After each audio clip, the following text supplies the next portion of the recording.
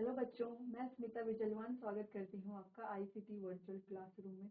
आशा करती हूँ आप सभी स्वस्थ होंगे और अच्छे से अपनी पढ़ाई कर रहे होंगे। आज हम पढ़ने जा रहे हैं क्लास 10th साइंस का chapter chemical reaction and equation. जैसे कि आप जानते हैं, ये चैप्टर हम अपने प्रीवियस लेक्चर में स्टार्ट कर चुके थे। काफ़ी आगे तक हमने पढ़ लिया था बैलेंसिंग केमिकल रिएक्शन, यानी कि कोई भी केमिकल इक्वेशन है, रिएक्शन है, उसको हम कैसे बैलेंस करेंगे, यहाँ तक हम पहुँच गए थे। तो सबसे पहले केमिकल रिएक्शन, जो कि हमारे चैप्टर का नाम है, यानी कि रासायनिक अभिक्रियाएं जो है वो क्या होती हैं, जिनमें किसी भी प्रकार का कैसा परिवर्तन होता है, केमिकल चेंज होता है, यानी कि रासायनिक परिवर्तन होता है, वही हमारे क्या होते हैं, रासायनिक अभिक्रियाएं होती है, वही हमारी केमिकल रिएक्शंस होती हैं। ठीक, अब जैसे कि चेंज की बात करें, यानी कि परिवर्तन की बात करें, तो हमारे पास दो तरह के परिवर्तन हम देखते हैं, एक रासायनिक और एक भौतिक परिवर्तन। अब भौतिक परिवर्तन में क्या होता है, सिर्फ भौतिक गुण धर्म में, यानी कि जो उनका शेप है, साइज है, आकार है, सिर्फ इस चीज में क्या होगा, परिवर्तन होगा। लेकिन रासायनिक परिवर्तन में क्या होता है, जो उनकी रासायनिक संरचना है, कंपोजिशन है, उसमें चेंज आ जाता है। ठीक, जैसे हम कह रहे हैं कोई कागज है, कागज को हमने क्या किया, बीच से टीयर कर दिया, यानी कि फाड़ दिया, तो हमने क्या देखा, कागज के अब दो टुकड़े हैं, लेकिन कागज तो वही है ना, उसकी संरचना में कोई परिवर्तन नहीं हुआ, कागज तो वही रहा। ठीक, तो ये क्या है, एक प्रकार का भौतिक परिवर्तन। और अगर हम कह रहे हैं कि राइपनिंग ऑफ फ्रूट्स, यानी कि फलों का पकना, कोई बनाना है या मैंगो है, जब वो पकते तो पहले वो कच्चे हैं, फिर क्या हो रहा है, पक रहे हैं, फिर और पक रहे, फिर धीरे धीरे सड़ जाते हैं, खराब हो जाते हैं। इसका मतलब क्या है, क्या हो रहा है इसमें, इनका केमिकल कंपोजिशन क्या हो रहा है, चेंज हो रहा है। ठीक, हम वापस से उसको पहले वाली अवस्था में नहीं ला सकते। ठीक है, इस तरीके के जो एग्जांपल्स होते हैं उन्हें क्या कहा जाता है, केमिकल चेंज, यानी कि रासायनिक परिवर्तन कहा जाता है। अब इसके बहुत सारे एग्जांपल्स होते हैं। ठीक, जैसे हम कहें कि जल से जो है हमें बर्फ बनानी है, बर्फ से जो है जलवाष्प बनानी है, तो ये सारी प्रोसेस क्या है, हम कर सकते हैं इसे। ठीक, जल से हम बर्फ भी बना सकते हैं और जल से जलवाष्प भी बना सकते हैं। फिर जल वाष्प से हम वापस जल में परिवर्तित कर सकते हैं, बर्फ से भी वापस जल में परिवर्तित कर सकते हैं। तो हम इसे फिजिकल स्टेट में चेंज कर रहे हैं। ठीक है, इस तरीके का जो चेंज है उसे क्या कहा जा रहा है, भौतिक परिवर्तन कहा जा रहा है। और अगर हम कह रहे हैं कि हमने मैग्नीशियम लिया और मैग्नीशियम के रिबन को जला दिया, ऑक्सीजन के प्रेजेंस में आग से जला दिया, तो क्या बचेगी, बाद में राख बचेगी। अब उस राख से जो है हम वापस क्या नहीं बना सकते, रिबन नहीं बना सकते ना। इसीलिए इस तरीके का जो परिवर्तन है उसे क्या कहा जाता है, रासायनिक परिवर्तन कहा जाता है। तो ये हम प्रीवियस लेक्चर में पढ़ चुके थे अच्छे से। एक बार जो है इसको हम फिर से रिवीजन कर लेते हैं। फिर आगे जो हमने रिएक्शंस के बारे में पढ़ा था कि कोई भी केमिकल इक्वेशन है, केमिकल इक्वेशन को कैसे लिखा जाता है, कैसे जो है इसे बैलेंस किया जाता है। चलिए, तो पहले जो हमारे भौतिक परिवर्तन है, ये कैसे परिवर्तन होते हैं, अस्थायी होते हैं। जबकि रासायनिक परिवर्तन कैसे हैं, स्थायी परिवर्तन है। ठीक, परमानेंट चेंज है। भौतिक परिवर्तन में कोई नया पदार्थ नहीं बनता, सिर्फ क्या हो रहा है, भौतिक गुणों में बदलाव हो रहा है। ठीक, लेकिन यहाँ पर क्या होता है, नया पदार्थ बनता है और जिनमें भौतिक और रासायनिक गुण पूरी तरह से अलग होते हैं, जिनमें क्या होता है, भौतिक और रासायनिक गुण पूरी तरह से अलग होते हैं। जैसे कि हम बात करें सब्जी है, ठीक, कोई भी सब्जी है हमारे पास, सब्जी को हमने काटा, ठीक है, उसके छोटे छोटे टुकड़ों में उसको काटा। अब ये कैसा चेंज है, भौतिक या रासायनिक, ये कैसा परिवर्तन है, ये भौतिक परिवर्तन है, क्योंकि सब्जी तो वही है, उसको बस हम टुकड़ों में काट रहे हैं। ठीक, लेकिन उसी सब्जी को जब हम पकाते हैं, ठीक है, उसी सब्जी को जब हम पकाते हैं तो क्या हो जाता है, वो पूरी तरीके से उसके जो रासायनिक गुण है वो पूरी तरीके से क्या हो जाता है, चेंज हो जाता है। इसीलिए सब्जी पकाना कौन सी प्रोसेस है, सब्जी जब पक रही है, खाना पक रहा है, तो वो कौन सी प्रोसेस हो गई, वो रासायनिक परिवर्तन होता है। ठीक, चलिए, ये परिवर्तन को साधारण भौतिक विधियों से उल्टा किया जा सकता है। अब इस परिवर्तन को क्या कर सकते हैं, उल्टा किया जा सकता है, यानी कि ये कैसा है, रिवर्सिबल है। जबकि यहाँ पर उल्टा नहीं किया जा सकता, ये क्या है, इरिवर्सिबल है। यानी कि हम पके हुए खाने को वापस कच्चा नहीं कर सकते ना, कि जो गोभी गाजर हमने पकाया है उसको वापस से कच्चा तो नहीं बना सकते, नहीं बना सकते ना। ठीक, यानी कि दूध से अगर हमने दही बनाई तो दही से वापस दूध नहीं बनाया जा सकता। जबकि यहाँ पर क्या होता है, जबकि यहाँ पर दूध को गर्म किया, गर्म करके ठंडा कर सकते हैं। ठीक, जल से बर्फ बनाए, बर्फ से वापस जल बना सकते हैं। तो यहाँ पर क्या कर सकते हैं, कुछ छोटी मोटी विधियों से या हम कहें साधारण विधियों से क्या किया जा सकता है, प्रोसेस को रिवर्सिबल किया जा सकता है। ठीक, ऊर्जा निकल भी सकती है और नहीं भी, तो एनर्जी जो है वो निकल भी सकती है और नहीं भी, जबकि यहाँ पर एनर्जी रिलीज भी होती है और एब्जॉर्ब भी होती है, यानी कि ऊर्जा निकलती भी है और अवशोषित भी होती है। चलिए, तो ये तो हम लास्ट लेक्चर में पढ़ चुके थे, यहाँ पर तो कुछ नया नहीं है, ये तो हमने पढ़ लिया था। अब बात आती है केमिकल इक्वेशंस की।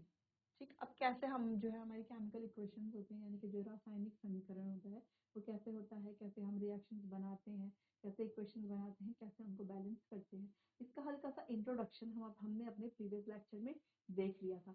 अब जो है इसको और डिटेल में करेंगे, और भी बहुत सारे क्वेश्चन हम यहाँ पर करेंगे बैलेंसिंग वाले। चलिए, तो सबसे पहले क्या इंपॉर्टेंट पॉइंट हमने पढ़ा था कि अभिकारक एक या एक से अधिक अभिकारक हो सकते हैं, तो उन्हें हमेशा कहाँ लिखा जाएगा, लेफ्ट हैंड साइड लिखा जाएगा। ठीक, और जो उत्पाद होते हैं वो भी एक या एक से अधिक हो सकते हैं, इन्हें हमेशा कहाँ लिखा जाएगा, राइट हैंड साइड लिखा जाएगा। ये हमने डिस्कस कर लिया था। साथ ही अगर हमें कोई कैटलिस्ट दिया गया है तो वो हम इस तरीके से एरो के ऊपर लिखते हैं कैटलिस्ट को। कैटलिस्ट क्या करता है, हमारी जो भी रिएक्शन हो रही है, जो भी अभिक्रिया हो रही है, उसको स्पीड अप करता है, उसको और अच्छे से हम कर सकते हैं और तेजी से हम कर सकते हैं। ठीक, तो कैटलिस्ट के बारे में हमें अभी नहीं पढ़ना, हम आगे चैप्टर में डिस्कस करेंगे। ठीक, तो अभिकारक इस प्रकार से एक या एक से अधिक हो सकते हैं, लेफ्ट हैंड साइड लिखा जाएगा, और उत्पाद एक या एक से अधिक हो सकते हैं, उन्हें राइट हैंड साइड इस प्रकार से लिखा जाएगा। ठीक, चलो अब एक छोटी सी बात कि जो भी हम अभिकारक लिख रहे हैं इधर, ठीक है, और जो भी हम उत्पाद इधर लिख रहे हैं, उनको क्या करना जरूरी है, बैलेंस करना जरूरी है। उनको क्या करना जरूरी है, बैलेंस करना जरूरी है। यानी कि अगर हम कह रहे हैं कि इधर टोटल मास कितना है, अगर हम कह रहे हैं कि इधर टोटल मास 44 है, यानी कि रिएक्टेंट का टोटल मास अगर 44 है, तो प्रोडक्ट का भी टोटल मास क्या होना चाहिए, 44 ही होना चाहिए, चाहे अलग अलग हो या एक साथ मिल करके हो। ठीक, कैसे, क्यों हम ऐसे कह रहे हैं, जैसे कि हमने किसमें पढ़ा, law of conservation of mass, यानी कि द्रव्यमान संरक्षण के नियम में हमने पढ़ा था। यहाँ पर पहले हम पढ़ लेते हैं लॉ ऑफ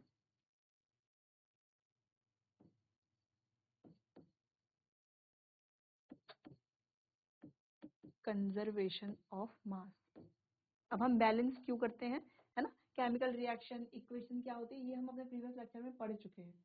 ठीक है, वो हमें यहाँ पर नहीं पढ़ना है। अब हमें क्या पढ़ना है कि हम रिएक्शन जो है वो बैलेंस क्यों कर रहे हैं, क्यों जरूरत पड़ रही है, ऐसी लिखी हुई तो है ये रिएक्शन, इसमें क्या खराबी है, ये जो इक्वेशन ऐसे बनी हुई है इसमें क्या प्रॉब्लम है, बनी हुई है, ठीक है। लेकिन जब हम इनको क्या करेंगे, इनके मास को देखेंगे तो क्या है, सबका अलग अलग आएगा। लेकिन law of conservation of mass क्या कहता है, यानी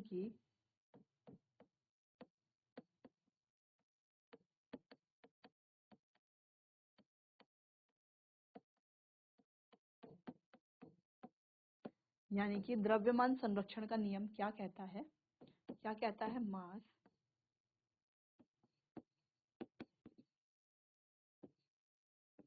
नीदर क्रिएटेड नॉर डिस्ट्रॉयड। ना तो हम मास को उत्पन्न कर सकते हैं, है ना तो उसको क्रिएट कर सकते हैं, उत्पन्न कर सकते हैं, ना ही उसको डिस्ट्रॉय कर सकते हैं। ठीक है, किसी भी मास को, किसी भी चीज को, या हम कहें एनर्जी को, मास कहें या एनर्जी कहें, ठीक है, हम ना एनर्जी को या मास को क्रिएट कर सकते हैं, ना ही उसको डिस्ट्रॉय कर सकते हैं। हम सिर्फ क्या कर सकते हैं, वो उसकी सिर्फ अवस्था बदली जा सकती है, एक स्टेट से दूसरी स्टेट में वो चेंज होगा। ठीक, वहां पर जो है कभी भी मास में कोई भी मास ना तो क्रिएट होगा ना ही नष्ट होगा। कैसे कैसे हम कह रहे हैं कि क्रिएट होगा या नष्ट नहीं होगा, इससे हम है, हमारा शरीर है, या हम कह रहे हैं कि कोई पेड़ है हमारे पास, ठीक है, क्या है, कोई पेड़ है, अब इसका इतना मास है, 100% मास है, क्या है इस पेड़ में, 100% इसका मास है। ठीक, अब धीरे धीरे क्या होगा, इससे पत्तियां झड़ेंगी, ठीक है, कुछ मास इसका कम होगा, पत्तियां झड़ गई, कुछ मास कम होगा। ठीक, अब बाकी कुछ जो है धीरे धीरे पेड़ सूखेगा, फिर टूटेगा, फिर एक समय ऐसा आएगा जब ये पेड़ पूरा क्या हो जाएगा, नष्ट हो जाएगा। तब तो इसमें कोई चीज बची नहीं, है ना, पहले पेड़ था, 100% मास था, अब 100% मास नहीं है ना। तो हम यहाँ पर ये लॉ क्यों बोल रहे हैं कि मास तो ना क्रिएट हो रहा है ना डिस्ट्रॉय हो रहा है, हम देख रहे हैं ना यहाँ पर पेड़ है, पेड़ का कुछ मास है, एक समय बाद क्या होगा, इसकी पत्तियां झड़ेंगी, कुछ मास कम होगा, उसके बाद पेड़ की टहनियां सूखेंगी, पेड़ सूखेगा, पेड़ की टहनियाँ काटी जाएंगी, सूखेगा पेड़, ठीक है, टहनियाँ टूटेंगी, कुछ मास और कम हो जाएगा, फिर धीरे धीरे पेड़ क्या हो जाएगा, पूरा सूख जाएगा, एक भी पत्ता नहीं रहेगा, फिर थोड़ा और मास कम होगा, फिर धीरे धीरे पेड़ है पूरा ही टूट जाएगा, पूरा ही क्या हो जाएगा, नष्ट हो जाएगा, फिर मास कुछ भी नहीं बचेगा, है ना। तो यहाँ पर ऐसा क्यों कहा जा रहा है, क्योंकि अगर हम कह रहे हैं यहाँ पर क्या है 100% मास है, ठीक, तो हम कह रहे हैं कि 30% मास किसकी वजह से है, पत्तियों की वजह से है, ठीक, और बाकी का 70% मास जो है वो किसकी वजह से, इसकी लकड़ी की वजह से है, ठीक।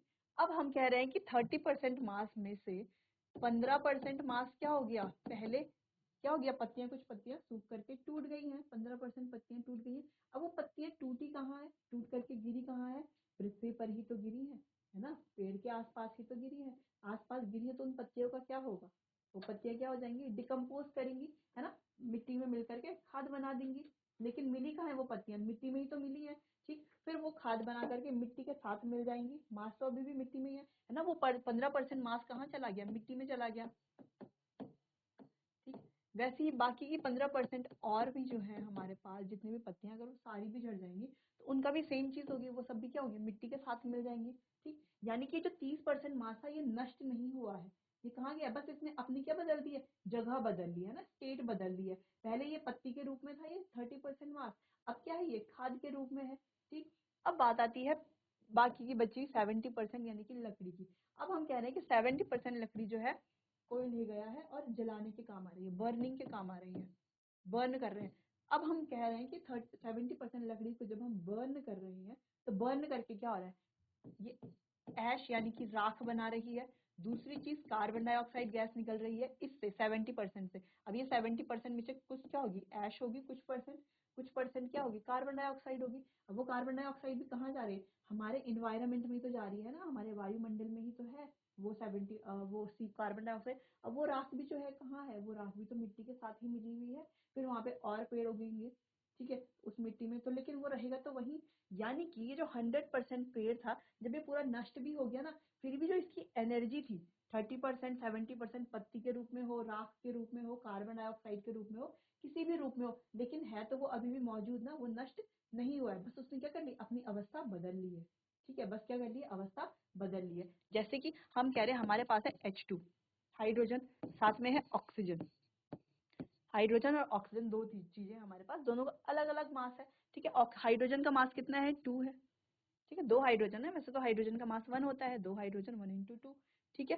साथ में हम कह रहे हैं ऑक्सीजन का मास कितना है, एक ऑक्सीजन का होता है 16, तो 2 ऑक्सीजन का कितना हो गया 32, ठीक। अब हम कह रहे हैं इसने मिलाकर के क्या बनाया, क्या बनाया, इसने मिलाकर के बनाया जल, H2O, वाटर, जल बनाया, ठीक। यानी कि हमारे पास हाइड्रोजन था, ऑक्सीजन था, वो दोनों मिलकर के उन्होंने जल बना दिया। तो क्या इन्होंने कुछ, क्या ये नष्ट हो गए, नहीं हुए ना नष्ट, इन्होंने क्या करी, बस अपनी अवस्था बदल दी। पहले ये दोनों अलग अलग, अब मिलकर के एक चीज बन गए हैं। यानी कि यहाँ से हमने क्या जाना कि मास ना तो डिस्ट्रॉय होता है ना ही क्रिएट किया जाता है, ठीक। अब इसको भी सिद्ध कर लेंगे, देखो यहाँ पर कितना है ऑक्सीजन। अब पहले इस रिएक्शन को क्या करते हैं, हम बैलेंस करेंगे, ठीक है। अब बैलेंस करना, पहले हम इस रिएक्शन को क्या करेंगे, बैलेंस करेंगे। तो बैलेंस वाला पोर्शन हम अभी नहीं पढ़ रहे, इसीलिए हम जो है एग्जांपल चेंज अपना कर लेते हैं। Carbon plus oxygen give carbon dioxide. अब कार्बन का मास कितना है, 12 है। हम कह रहे हैं कोई कार्बन हमारे पास है, कार्बन क्या हो सकता है, कुछ भी हो सकता है, कोयला हो सकता है, कोई भी चीज हो सकती है, हर चीज क्या होती है, कार्बन से बनी हुई होती है। तो अगर हम कोयला लेते हैं तो उसमें भी क्या है, कार्बन है मुख्यतः, ठीक। 12 प्लस ऑक्सीजन कितना हो गया 16 × 2, तो टोटल मास कितना आ गया इस कार्बन का और इस ऑक्सीजन का, टोटल मिला के जितना मास आया इसके बराबर होगा। अगर इन दोनों का मास मिला करके अगर इसके बराबर होगा तो यहाँ पर ये बात सिद्ध हो जाएगी कि मास ना तो क्रिएट किया जाता है ना तो डिस्ट्रॉय किया जाता है। देखो अब यहाँ पर क्या है 12 प्लस 16 × 2। अब इसको अगर हम सॉल्व करेंगे, इसको सॉल्व करेंगे तो दोनों में सेम चीज आएगी, सेम आएगा हमारा आंसर। देखो कितना आ रहा है, यहाँ पर आएगा 32 plus 12 plus 10 is equals to 44U, 44 gram मान लो इसका मास, ठीक है। इनका टोटल मिला के भी कितना आ रहा है 44 ग्राम, यानी कि इधर भी 44 और इधर भी 44, दोनों में क्या आ रहा है, मास क्या आ रहा है, सेम आ रहा है। देखो इधर भी क्या आ रहा है 44, इधर भी क्या आ रहा है 44, ठीक, यानी कि मास क्या आ रहा है, दोनों का सेम आ रहा है। तो यहाँ से ये बात सिद्ध हो जाती है कि मास ना तो क्रिएट किया जा सकता है ना तो डिस्ट्रॉय किया जा सकता है, वो बस क्या करता है, अपनी अवस्था को बदलता है। अब जैसे यहाँ पर कार्बन था और ऑक्सीजन थी, दो अलग अलग चीजें हमारे कहाँ है, एनवायरमेंट में है, ठीक है, हमारे सराउंडिंग में, हमारे आसपास है। अब वो दो अलग अलग चीजें क्या हो रही है, मिल रही हैं, मिल करके कार्बन डाइऑक्साइड गैस बना रही है। ठीक, अब इसका मास जितना है उतना उसका मास भी कितना होगा, उतना ही होगा, क्योंकि यहाँ पर ये दोनों अलग अलग चीजें हैं, मिल करके एक चीज बन रही है। ठीक, जैसे हम इसको इस तरीके से भी हम कह सकते हैं कि समझ सकते हैं। हमने कहा हमारे पास है एक कटोरी में, सॉरी, एक गिलास में है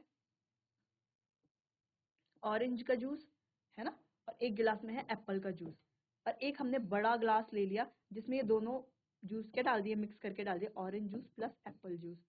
अब क्या हुआ, ऑरेंज का जूस है जो और एप्पल जूस जो है हमारे पास, दो अलग अलग ग्लासेस में, इनको हमने बस मिला दिया और एक ही बड़े कंटेनर में डाल दिया। अब इनका वॉल्यूम मास जो है वो उतना का उतना ही रहेगा ना, है ना, दो ग्लास में दो ग्लास ही तो रहेगा, यहाँ पर आके कम थोड़ी ना हो जाएगा, उतना ही रहेगा। ऑरेंज और एप्पल है इसमें, तो यहाँ जूस में भी ऑरेंज और एप्पल ही तो मिलेगा, कुछ और तीसरी चीज थोड़ी ना मिलेगी।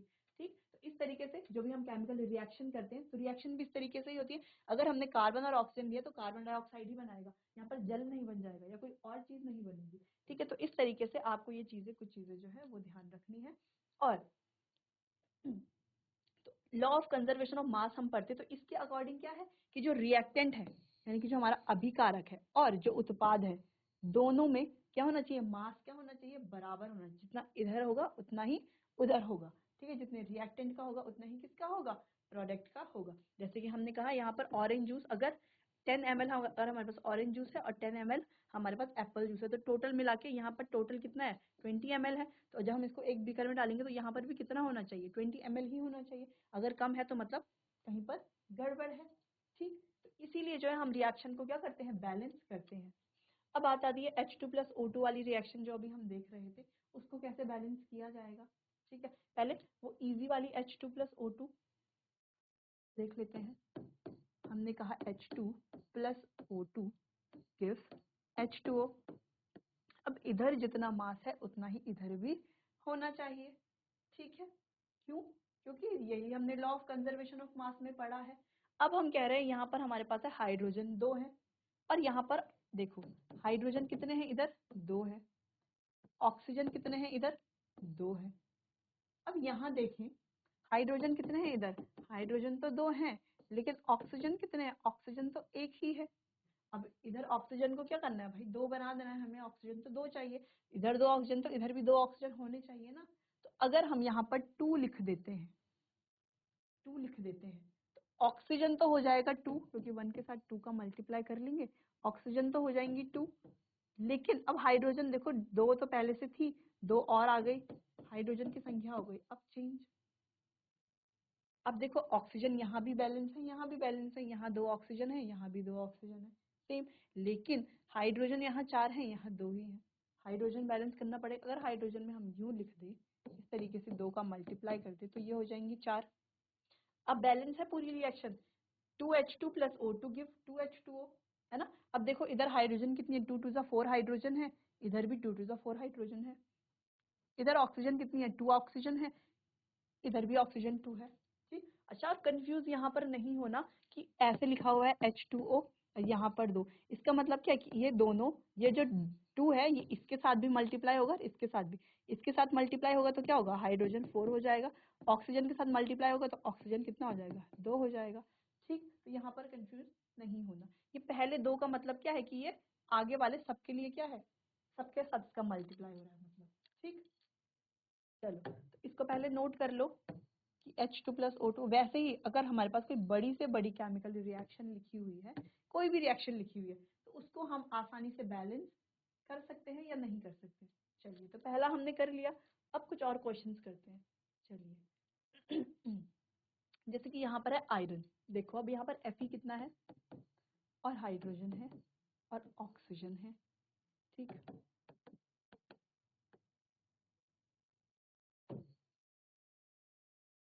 कुछ भी लिख सकते हैं, ऑक्सीजन लिख लेते हैं, यहाँ पर हाइड्रोजन लिख लेते हैं। यहाँ पर भी सेम चीजें हैं, आयरन है, ऑक्सीजन है और हाइड्रोजन है।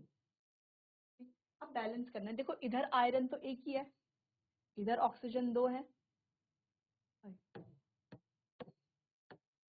इधर ऑक्सीजन कितना है 1 है और हाइड्रोजन कितने हैं 2 है। ठीक, इतनी चीजें।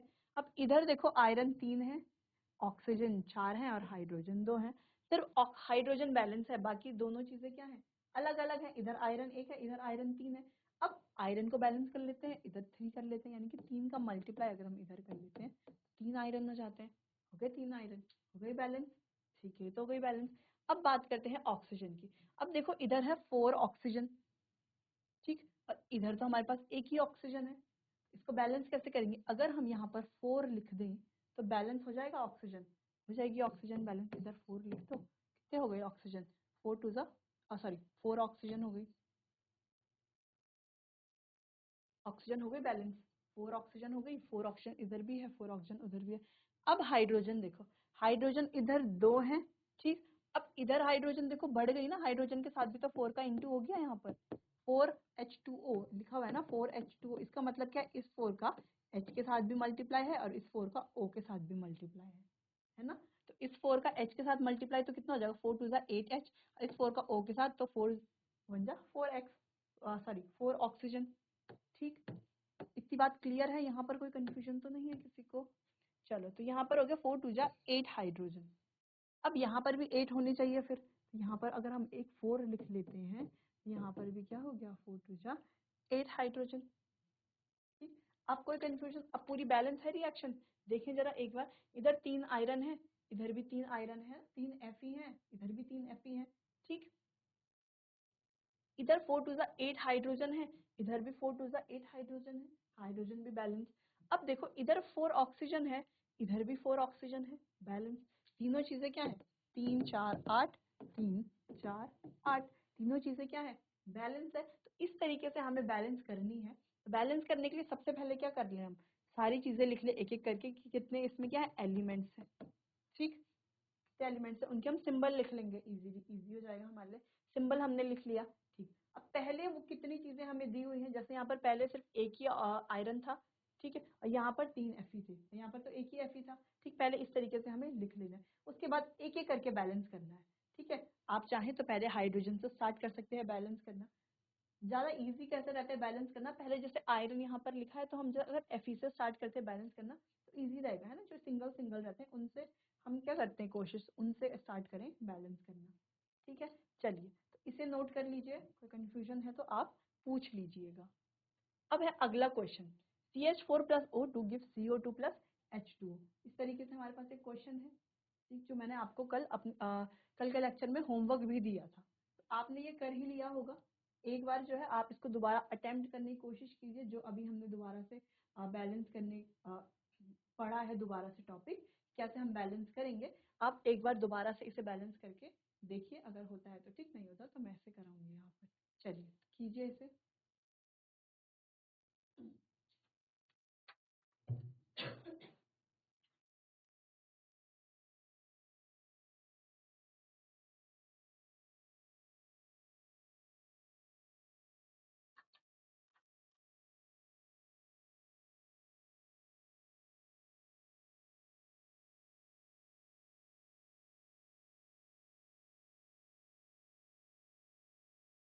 चलिए, तो आपने इजीली कर लिया होगा, एक बार फिर से देख लेते हैं। देखो क्या क्या है यहाँ पर, देखो कार्बन है, हाइड्रोजन है और ऑक्सीजन है। कितने कार्बन है यहाँ पर, देखो एक ही कार्बन दिख रहा है। हाइड्रोजन कितने दिख रहे हैं यहाँ पर, 4 हाइड्रोजन दिख रहे हैं, और ऑक्सीजन देखो कितने दिख रहे हैं, 2 दिख रहे हैं। ठीक, वही सेम यहाँ पर है, कार्बन कितने हैं, 1 है, और हाइड्रोजन कितने हैं, 2 है। लेकिन ऑक्सीजन देखो इधर कितने हैं, 2 और 1 3, 3 ऑक्सीजन है, यानी कि बैलेंस तो नहीं है। हाइड्रोजन भी बैलेंस नहीं है, ऑक्सीजन भी बैलेंस नहीं है। तो कैसे करेंगे हम इनको बैलेंस, बताइए, सोचिए। अगर हमें हाइड्रोजन बैलेंस करना है, इधर 4 हाइड्रोजन है, इधर 2 ही हाइड्रोजन है, तो पहले हाइड्रोजन बैलेंस कर लेते हैं। देखो कार्बन तो बैलेंस है ना, एक कार्बन यहाँ है, एक कार्बन यहाँ है। ठीक, तो हाइड्रोजन को बैलेंस करते हैं। इधर 4 हाइड्रोजन है, इधर देखो 2 ही हाइड्रोजन है। बैलेंस कैसे करें, अगर 2 का मल्टीप्लाई कर लें यहाँ पर, जैसे हमने कर लिया, कितने हो गए ये, अब हो गए हमारे पास 4 हाइड्रोजन। ठीक, यहाँ तक तो कोई कंफ्यूजन नहीं, इजी था। अब ऑक्सीजन की बात करते हैं। देखो इधर है 2 ऑक्सीजन, अब इधर 2 ऑक्सीजन थे और एक और था यहाँ पर, है ना, लेकिन अब ये 2 हो गए। कितने हो गए टोटल? अब 2 और 2 4। अब ऑक्सीजन कितने हो गए टोटल? अब हो गए यहाँ पर 2 और 2 4, 4 ऑक्सीजन हो गए। अब यहाँ पर ऑक्सीजन कैसे बैलेंस करेंगे? अगर हम यहाँ पर 2 का मल्टीप्लाई कर लें हो जाएंगे हमारी 4 ऑक्सीजन। हो गए रिएक्शन बैलेंस इजीली। कैसे इजीली? देखो कार्बन कितना है? 1। इधर भी कितना है? कार्बन 1। कार्बन बैलेंस बिल्कुल। अब ऑक्सीजन देखो इधर कितने? 2 2 सा 4 ऑक्सीजन, 4 ऑक्सीजन। अब यहाँ काउंट करो कितने ऑक्सीजन है? 2 ऑक्सीजन ये रही और 2 ऑक्सीजन ये रही, है ना। यही तो हमने पढ़ा कि अगर 2H2O लिखा हुआ है यानी कि इस 2 का मल्टीप्लाई इस H के साथ भी है और इस O के साथ भी है। ठीक, H के साथ मल्टीप्लाई है तो यानी कि H कितना है? 4 है, और O के साथ मल्टीप्लाई तो O कितना है? 2 है। ठीक,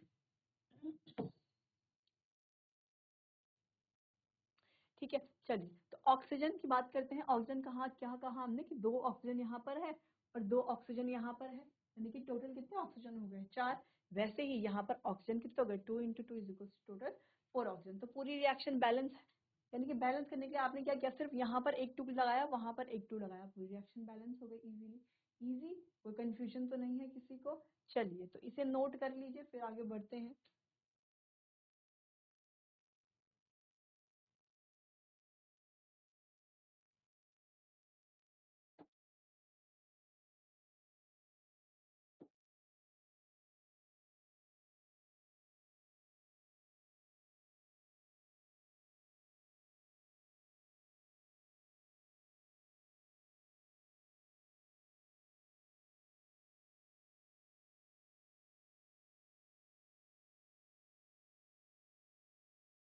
चलिए अच्छा एक और क्वेश्चन कर लेते हैं।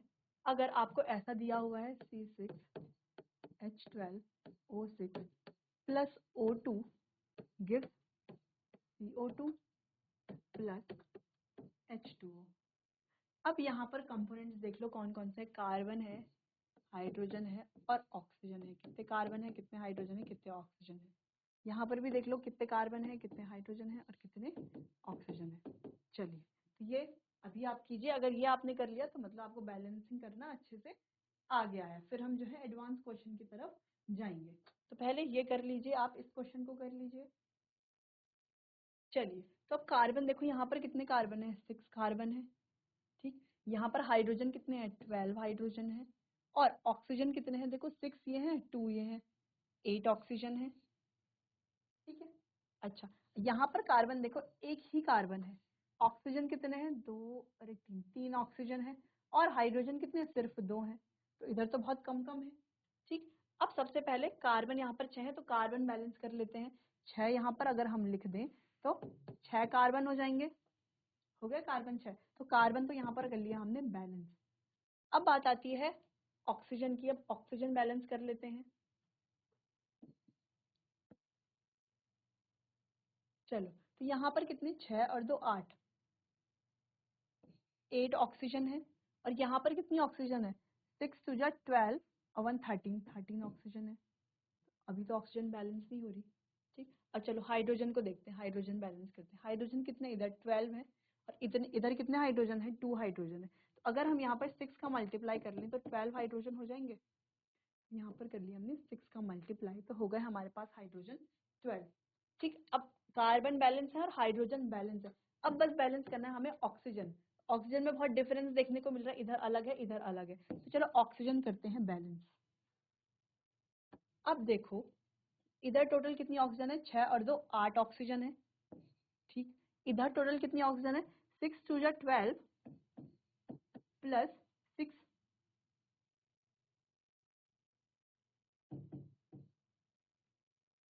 यानी कि 18 ऑक्सीजन है टोटल, है ना। 18 ऑक्सीजन है टोटल। तो यहाँ पर क्या करें? अगर हम यहाँ पर 6 का मल्टीप्लाई कर दें, 6 का मल्टीप्लाई कर दें तो क्या होगा?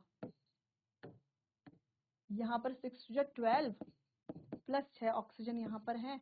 टोटल कितनी हो जाएंगी? 18 ऑक्सीजन हो जाएंगी। हो जाएंगी ऑक्सीजन 18। तो बैलेंस है कार्बन 6 दोनों में, हाइड्रोजन 12 दोनों में, ऑक्सीजन 18 दोनों में। ठीक, देखो कार्बन 6 है, कार्बन 6, कार्बन 6। ऑक्सीजन की बात करें तो 6 12 प्लस 6 ऑक्सीजन, यहाँ पर भी 6 टू जा 12 प्लस 6 ऑक्सीजन, ठीक। अब हाइड्रोजन की बात करें तो 12 हाइड्रोजन, यहाँ पर हाइड्रोजन की बात करें तो 6 टू जा 12 हाइड्रोजन। तो ये रिएक्शन अब हमारी बैलेंस है पूरी तरीके से, बिल्कुल। अब हमारी ये रिएक्शन जो है पूरी तरीके से बैलेंस है। इस तरीके से आपको क्या करना है, रिएक्शन को बैलेंस करना है। कोई भी इक्वेशन आपको दी हो तो आपको क्या करना है, पहले लिख लेना है कि कौन कौन से कंपोनेंट है उसमें, ठीक। जो भी एलिमेंट्स है हमारे, जैसे कार्बन है, हाइड्रोजन, ऑक्सीजन है, किसी में सल्फर हो सकता है, और भी चीजें हो सकती हैं, तो वो आपको पहले लिख लेनी है। फिर लिख लेना है कि पहले रिएक्शन में कितने हैं वो, ठीक। उसके बाद कैसे हम इनको बैलेंस कर सकते हैं कि दोनों तरफ क्या हो, रिएक्टेंट यानी कि अधिकारक और उत्पाद दोनों क्या हो जाए, बराबर हो जाए, जैसे कि ये रिएक्शन हमने की है। चलिए, तो इसे अब आप नोट कर लीजिए।